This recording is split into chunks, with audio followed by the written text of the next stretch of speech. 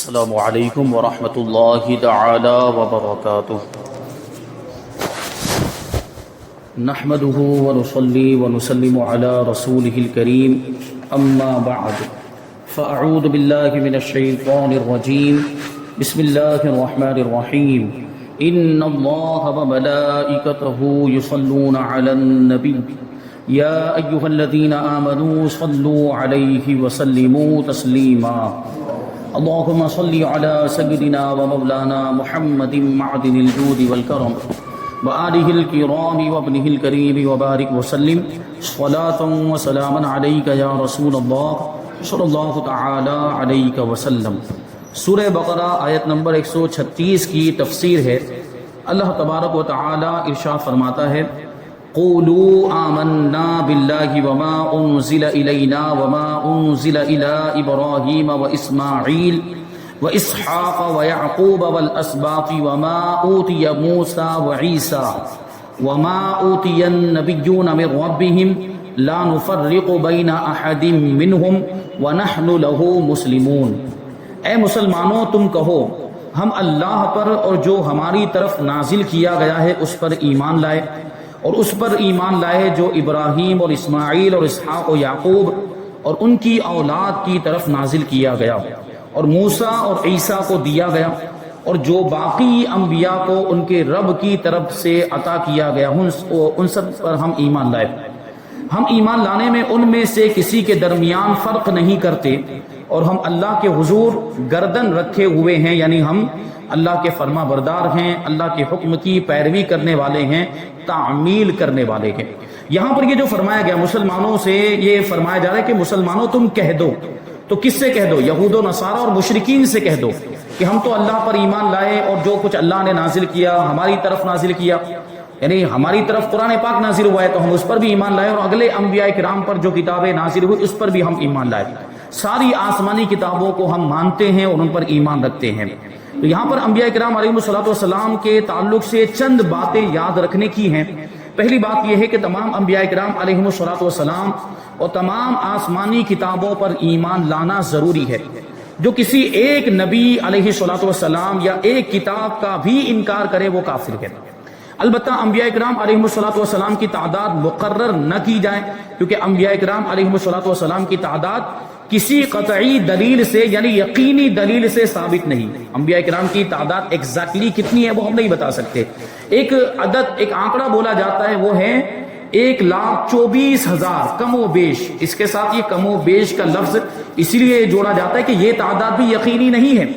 یہ تعداد بھی کسی قطعی دلیل سے ثابت نہیں ہے 1,24,000 والی، اس لیے یہ کم و بیش کا لفظ بولنا بہت زیادہ ضروری ہے، کیونکہ ہم نے اگر 1,24,000 کی تعداد کو فکس کر دیا تو اگر کوئی ایک نبی زیادہ ہوں گے تو ان کی نبوت کا انکار لازم آئے گا، اور اگر کوئی ایک نبی اس تعداد سے کم ہوں گے تو ایک غیر نبی کو نبی ماننا لازم آئے گا، اور دونوں باتیں کفر ہیں۔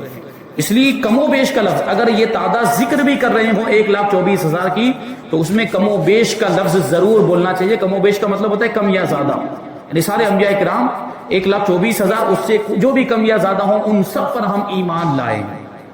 انبیاء کرام علیہ الصلوۃ والسلام کے درجوں میں فرق ہے، فضیلتیں، بعض انبیاء کرام کو زیادہ فضیلتیں ملی، بعض انبیاء کرام کو دوسرے انبیاء کرام کے مقابلے میں وہ فضیلت نہیں ملی جو دوسرے خاص نبی کو ملی ہے، جیسا کہ تیسرے پارے کے شروع میں ذکر کیا گیا، مگر ان کی نبوت میں کوئی فرق نہیں۔ منصب نبوت میں سب برابر ہیں، نبی ہونے کے اعتبار سے سب برابر ہیں۔ ہاں، بعض انبیاء کرام کو کچھ زیادہ فضیلتیں ملی، کچھ مزید خصوصیات عطا کی گئی۔ جیسے ہم ہمارے نبی پاک صلی اللہ علیہ وسلم کی بات کریں تو ہمارے نبی کو اللہ تبارک و تعالیٰ نے سارے نبیوں پر فضیلت دی، سارے نبیوں سے افضل بنایا، تو یہ فضیلت کی بات ہوئی ہے، ورنہ نبوت کا جو منصب ہے اس میں سارے انبیاء کرام برابر ہیں۔ تیسری بات، انبیاء کرام علیہ الصلوۃ والسلام کے درمیان فرق کرنے سے منع کیا گیا۔ وہ اس طرح ہے کہ بعض نبیوں کو مانے اور بعض نبیوں کا انکار کر دے، جیسے کہ بنی اسرائیل کیا کرتے تھے، بعض نبیوں کو مانتے تھے، بعض کا انکار کر دیتے، جبکہ ہمارا معاملہ یہ ہے کہ ہم سارے انبیاء کرام کو مانتے ہیں۔ کسی نبی کو مانے یا کسی نبی کو نہ مانے، ایسا ہمارا معاملہ نہیں، بلکہ ہم سارے انبیاء کرام پر ایمان رکھتے ہیں کہ وہ اللہ کی طرف سے دنیا میں لوگوں کی ہدایت کے لیے تشریف لائے، اللہ کا پیغام لے کر تشریف لائے، اللہ تبارک و تعالیٰ نے ان کو نبی بنا کر بھیجا۔ تو جتنے بھی انبیاء کرام ہیں سب پر ہمارا ایمان ہے۔ چوتھی بات یہ بھی معلوم ہوئی کہ سارے نبی نبوت میں یکساں ہیں، برابر ہیں، کوئی عارضی، ذلی یا بروزی نبی نہیں ہے جیسے قادیانیوں کا عقیدہ ہے، بلکہ سب جتنے بھی انبیاء کرام، جو ہم کہتے ہیں 1,24,000 کم و بیش انبیاء کرام دنیا میں تشریف لائے، وہ سب کے سب اصلی نبی ہیں۔ یعنی یہ جو تعویلات کی جاتی ہے ذلی نبی ہونے کی، عارضی نبی ہونے کی، عارضی کا مطلب کیا ہو؟ ٹیمپررلی، یعنی کوئی نبی ایسا ٹیمپررلی تو نہیں ہو سکتا ہے کہ بھائی کچھ وقت کے لیے ہو، کچھ مخصوص زمانے کے لیے نبی بنایا جائے پھر نبوت ختم کر دی جائے، نبوت کو چھین لیا جائے، ایسا نہیں ہو سکتا۔ نبی بنا دیا گیا تو وہ ہمیشہ کے لیے نبی ہے، وہ مرتبہ ان سے، وہ منصب ان سے کبھی بھی چھینا نہیں جائے گا۔ نبیوں کا یہ معاملہ ہے، وہ سارے کے سارے نبی جو ہیں وہ اصلی نبی ہیں، کوئی عارضی نبی نہیں ہے۔ اسی طریقے سے کوئی ذلی اور بروزی نبی بھی نہیں ہے۔ ذل کا مطلب ہوتا ہے سایہ، اور بروز کا مطلب ہوتا ہے ظاہر ہونا۔ مطلب کیا ہے کہ ایک نبی کی جگہ پر دوسرا کوئی نبی ظاہر ہو جائے، یا ایک نبی کے سائے کے طور پر کوئی نبی بن کر آئے۔ یہ عقیدہ ہے قادیانیوں کا، جو مرزا غلام احمد قادیانی اپنی کتابوں میں لکھ کر گیا ہے، جس نے اپنے آپ کو ذلی نبی ثابت کیا ہے۔ یہ کہا کہ میں محمد صلی اللہ علیہ وسلم کا ذلی نبی ہوں، یعنی معاذ اللہ وہ یہ کہنا چاہتا ہے کہ میں حضور پاک صلی اللہ علیہ وسلم کا سایہ ہوں، ان کے سائے کے طور پر مجھے نبی بنا کر بھیجا گیا۔ اور اس طریقے سے دیکھیں آپ، یعنی من وجہن، یہ سایہ اور انسان دونوں الگ ہوتے ہیں، لیکن من وجہن دونوں ایک ہو جاتے ہیں۔ یعنی انسان ہے تو سایہ ہے، سایہ ہے تو انسان ہے۔ تو وہ یہ کہنا چاہتا تھا کہ میں اور محمد صلی اللہ علیہ وسلم معاذ اللہ ہم ایک ہی ہیں، متحد ہیں۔ یہ قادیانیوں کا عقیدہ بالکل ہی باطل عقیدہ ہے۔ ہمارے نبی حضور صلی اللہ علیہ وسلم خاتم النبیین ہیں، آخری نبی ہیں، آپ کے بعد کوئی نیا نبی نہیں آ سکتا ہے، نہ کوئی ذلی نبی آ سکتا ہے، نہ کوئی بروزی نبی آ سکتا ہے، نہ کوئی عارضی نبی آ سکتا ہے، کسی طرح کا کوئی بھی نبی نہیں آ سکتا۔ اور ہم جو یہ نیا کا لفظ بولتے کہ حضور کے بعد کوئی نیا نبی نیا نبی نہیں آ سکتا ہے، اس کا مطلب یہ ہے کہ جو پہلے نبی بن کر گئے جیسے حضرت عیسیٰ علیہ السلام، اسی وجہ سے ہم کہتے ہیں کیونکہ حضرت عیسیٰ علیہ السلام تشریف لانے والے ہیں، قیامت کے قرب میں حضرت عیسیٰ علیہ السلام آسمان سے نازل ہوں گے، تو وہ نئے نبی نہیں، وہ تو پرانے نبی ہیں، اس لیے ہم کہتے ہیں کہ کوئی نیا نبی نہیں۔ اور دوسری بات یہ کہ حضرت عیسیٰ علیہ السلام بھی جو تشریف لائیں گے تو حضور کے امتی بن کر تشریف لائیں گے، اور وہ اپنی شریعت پر عمل نہیں کریں گے بلکہ ہمارے آقا کی شریعت پر عمل کریں گے، ہمارے آقا کی شریعت کے مطابق فیصلوں کو نافذ کریں گے، حضرت عیسیٰ علیہ السلام بھی۔ تو سارے انبیاء کرام جو ہیں وہ اصلی نبی ہیں، یہ اس آیت کریمہ سے ثابت ہوا۔ آیت نمبر 137 میں اللہ تبارک و تعالی ارشاد فرماتا ہے فَإِنْ آمَنُوا بِمِثْلِ مَا آمَنْتُمْ بِهِ فَقَدِ اهْتَدَوْا وَإِنْ تَوَلَّوْا فَإِنَّمَا هُمْ فِي شِقَاقٍ فَسَيَكْفِيكَهُمُ اللَّهُ وَهُوَ السَّمِيعُ الْعَلِيمُ۔ پھر اگر وہ بھی یوں ہی ایمان لے آئیں جیسا تم ایمان لائے ہو، جب تو وہ ہدایت پا گئے، اور اگر منہ پھیرے تو صرف مخالفت میں پڑے ہوئے ہیں، ضد میں پڑے ہوئے ہیں۔ تو اے حبیب صلی اللہ تعالی علیہ وسلم، ان قریب اللہ تبارک و تعالی ان کی طرف سے تمہیں کافی ہو جائے گا، یعنی اللہ تبارک و تعالی تمہاری مدد فرمائے گا، اور وہی سننے والا جاننے والا ہے، وہ ساری باتوں کو سنتا ہے، ساری باتوں کو جانتا ہے۔ اور یہاں پہ جو یہ فرمایا گیا کہ بِمِثْلِ مَا آمَنْتُمْ بِهِ، یعنی اگر وہ ایمان لے اللہ پر ویسے ہی ایمان لے آئے جیسے کہ تم لوگ ایمان لائے ہو۔ یہاں حضور پاک صلی اللہ علیہ وسلم سے خطاب نہیں کیا جا رہا، بلکہ حضور پاک صلی اللہ علیہ وسلم کے واسطے اور وسیلے سے صحابہ کرام سے خطاب کیا جا رہا ہے۔ یعنی اگر وہ یہود و نصارہ اور مشرکین ویسے ہی ایمان لے کر آ جائیں جیسے کہ تم لوگ ایمان لائے ہو، یعنی اے میرے نبی صلی اللہ علیہ وسلم کے صحابہ جیسے تم ایمان لائے ہو، اگر وہ ویسے ایمان لائیں تو وہ ہدایت والے ہو جائیں گے، وہ ہدایت یافتہ ہو جائیں گے۔ تو یہودیوں کو صحابہ کرام رضی اللہ عنہم کی طرح ایمان لانے کا حکم فرمایا۔ اس سے معلوم ہوا کہ صحابہ کرام رضی اللہ تعالی عنہم کا ایمان بارگاہ الہی میں معتبر بھی ہے اور دوسروں کے لیے مثال بھی ہے۔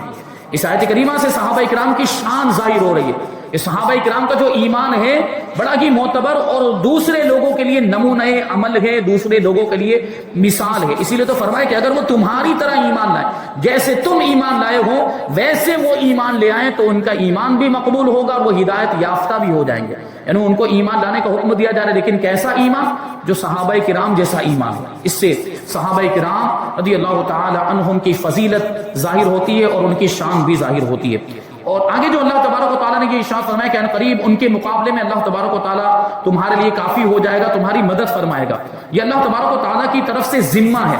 یعنی اللہ تبارک و تعالیٰ پر ویسے تو کوئی چیز واجب نہیں، کسی کی مدد کرنا یا کسی کو ثواب دینا، کسی کو اجر دینا یا کسی کو کوئی نعمت دے دینا، یہ اللہ پر کچھ بھی واجب نہیں. جس کو جو چاہے عطا فرمائے، جس کو جو چاہے نہ عطا فرمائے، جس سے جو چاہے چھین لے، اس کی مرضی، اس پر کوئی اعتراض نہیں کر سکتا. لیکن یہ بات دیکھیں یہاں پر اللہ تبارک و تعالیٰ نے ارشاد فرمائی کہ عنقریب اللہ تبارک و تعالیٰ ان کے مقابلے میں آپ کے لیے کافی ہو جائے گا، آپ کی مدد کرے گا. تو یہ اللہ تبارک و تعالیٰ نے اپنے فضل و کرم سے اپنے ذمے میں یہ بات لی ہے، اپنے فضل و کرم سے، کہ وہ اپنے حبیب صلی اللہ علیہ وسلم کو غلبہ عطا فرمائے گا، جیت عطا فرمائے گا، فتح عطا فرمائے گا، کامیابی عطا فرمائے گا. اور اس میں غیب کی خبر بھی ہے کہ آئندہ حاصل ہونے والی فتوحات کا پہلے سے اظہار فرما دیا گیا. جو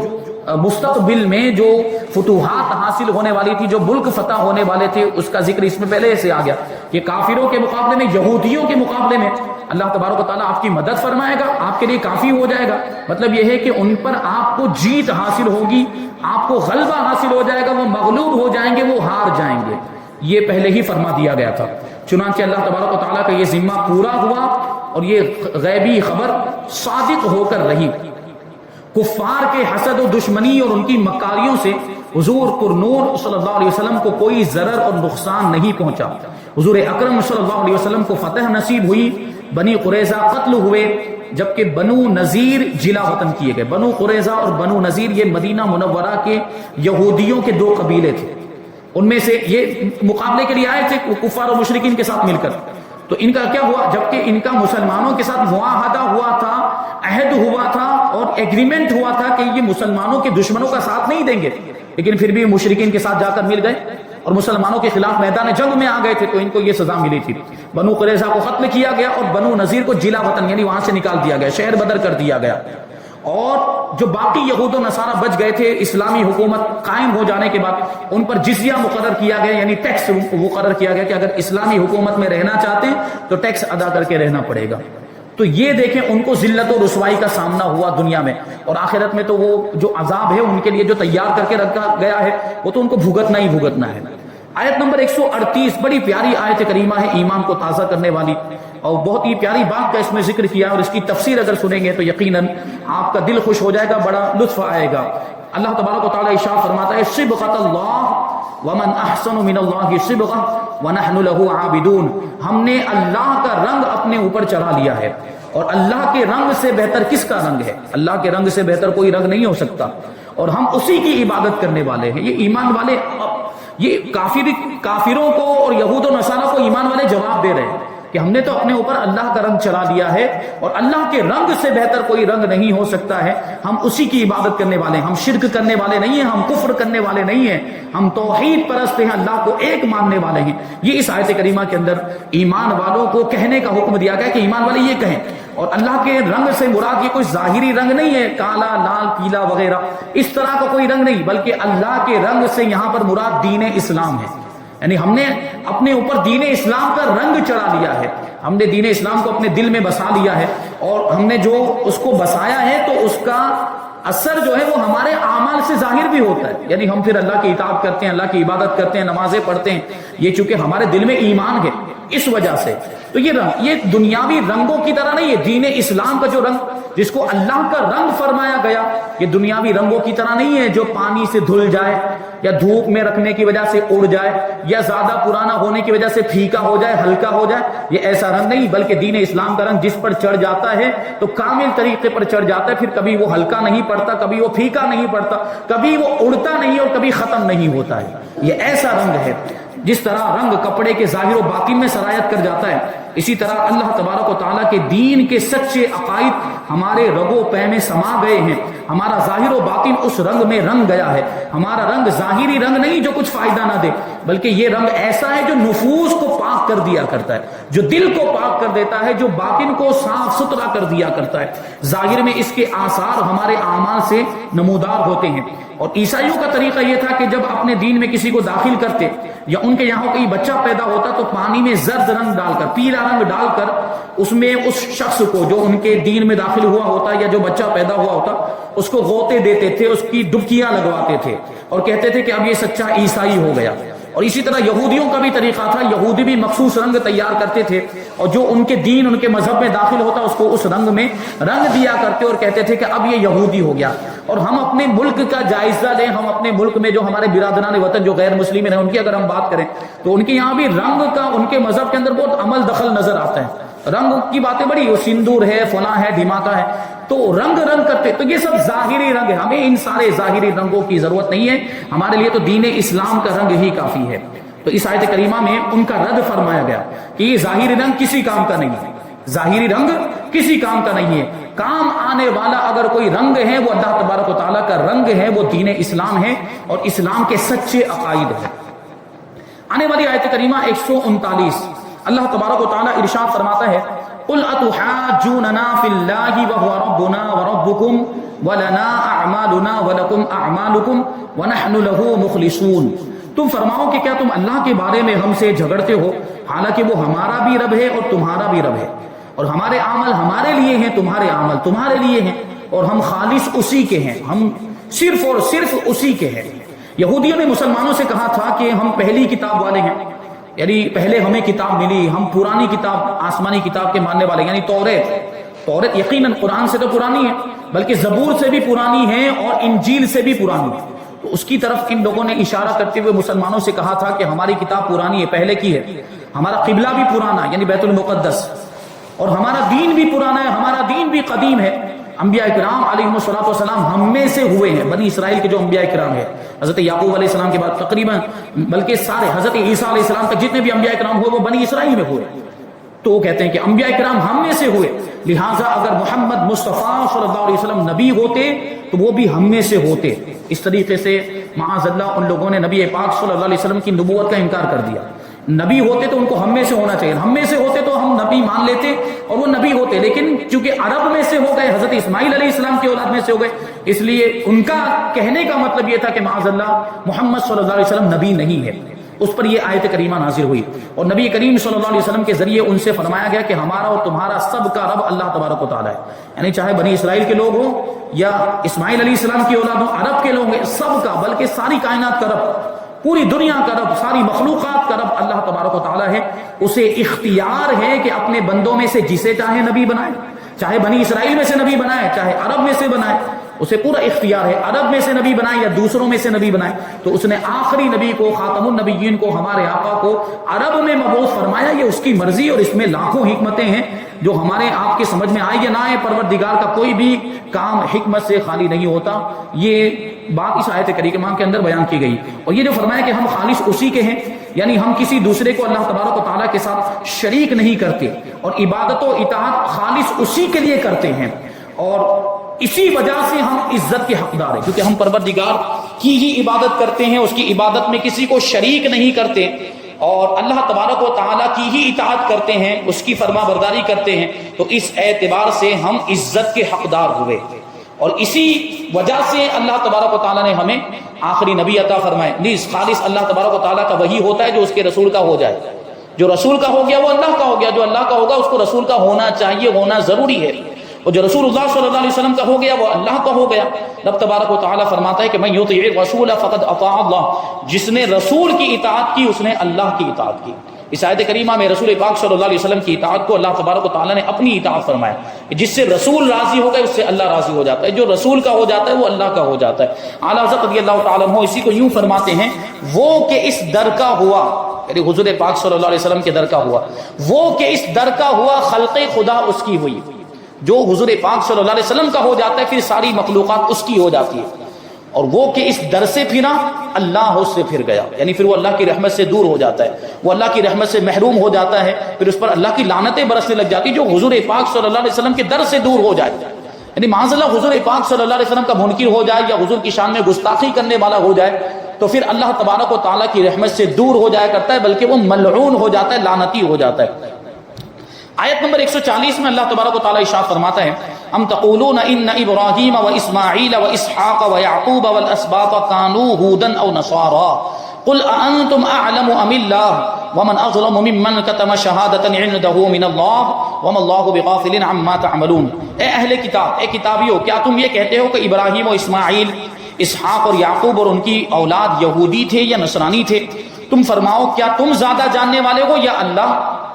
اور اس سے بڑھ کر ظالم کون جس کے پاس اللہ کی طرف سے کوئی گواہی ہو اور وہ اسے چھپائے، اور اللہ تمہارے اعمال سے بے خبر نہیں۔ یہ بات تفسیر کے ساتھ پہلے بیان کی جا چکی ہے، جہاں پر حضرت یعقوب علیہ السلام کی وفات کے تعلق سے جو واقعہ ذکر کیا گیا کہ حضرت یعقوب علیہ السلام نے آخری وقت میں اپنی اولاد کو، اپنے بیٹوں کو وصیت کی تھی دین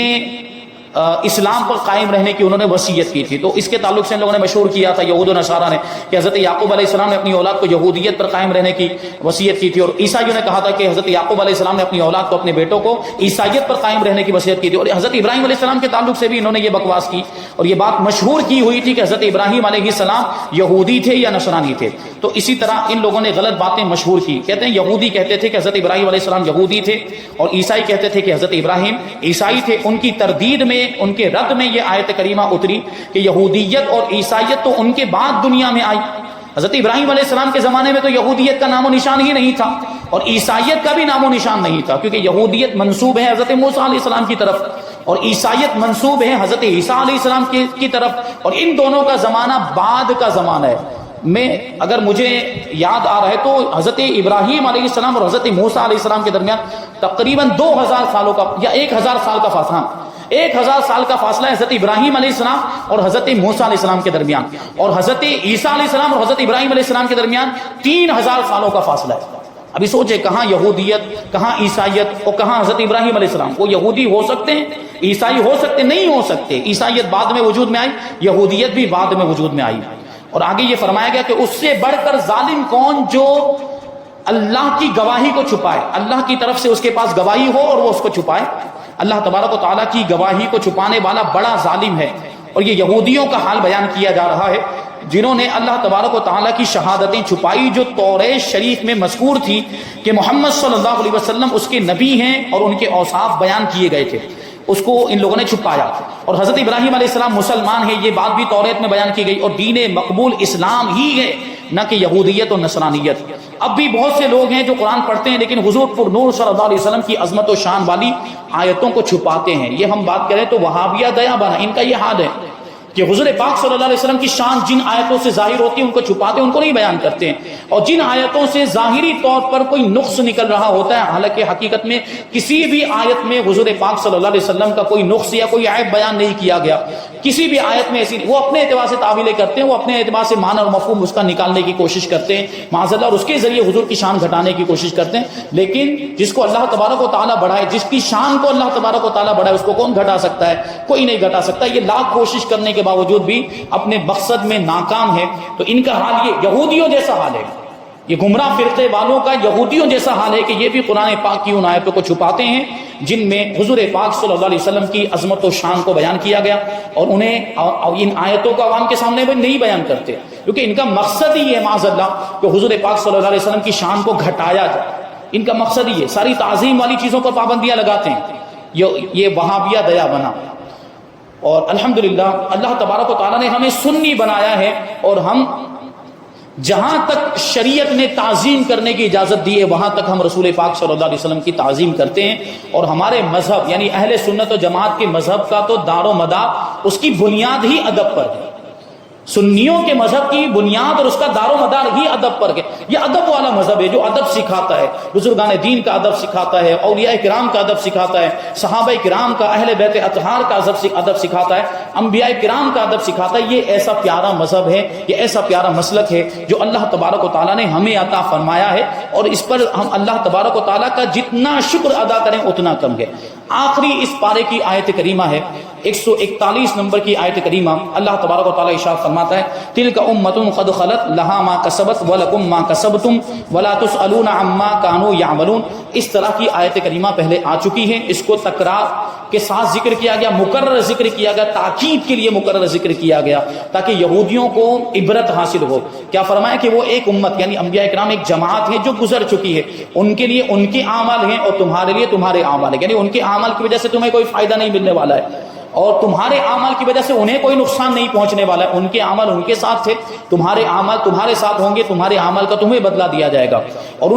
تم سے ان کے کاموں کے بارے میں نہیں پوچھا جائے گا، تم سے تمہارے کاموں کے بارے میں پوچھا جائے گا. یہ آیت کریمہ پہلے بھی آ چکی ہے. اس آیت میں یہودیوں کو ایک بار پھر تنبیہ کی گئی کہ تم اپنے اسلاف کی فضیلت پر بھروسہ نہ کرو، کیونکہ ہر ایک سے اسی کے اعمال کی پوچھ گچھ کی جائے گی، اسی کے اعمال کے بارے میں پوچھا جائے گا. اور اس میں ان مسلمانوں کے لیے بھی نصیحت ہے جو اپنے ماں باپ یا پیر و مرشد وغیرہ کے نیک اعمال پر بھروسہ کر کے خود نیکیوں سے دور ہو جاتے ہیں اور گناہوں میں مصروف ہو جاتے ہیں.